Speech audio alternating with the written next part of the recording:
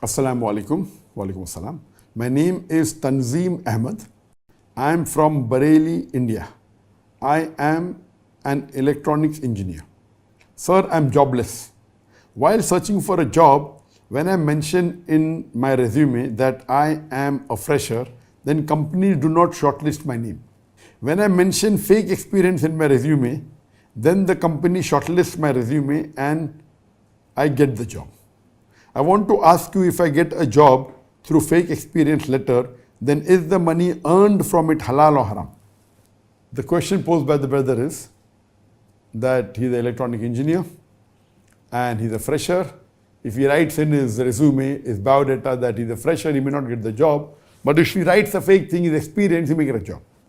So after he gets the job by writing a false statement or a fake certificate that is experienced, and if he earns money from that job, is it haram or is it halal?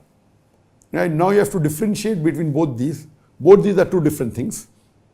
I would like to pose a question to you. Suppose there is a person who can't find water. What does he do? He robs water.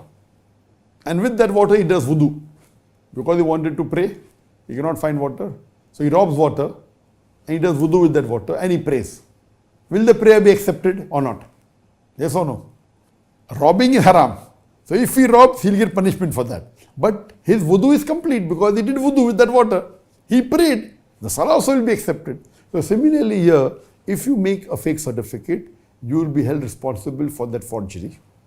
You will get the punishment for making the fake certificate. But after you get the job, as long as you don't do anything haram in that job, as long as you're a qualified engineer and the people are happy with you, they're paying your salary for the work you do.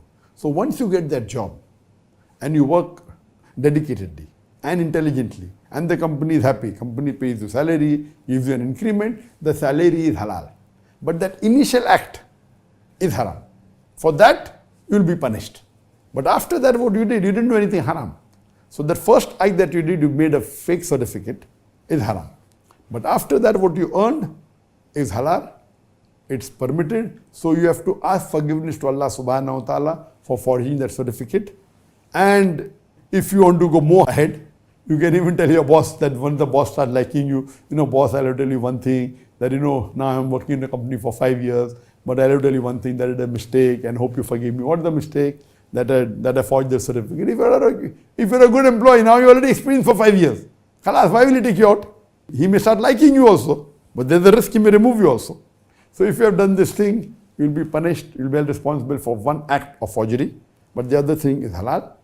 If you ask Allah for forgiveness, Allah will forgive you. If you can go and tell your boss, if he really loves you and likes your work, inshallah, he will not mind it, and maybe he will think, okay, now you're an honest man, you have come and told me, maybe he'll give you a promotion also, inshallah.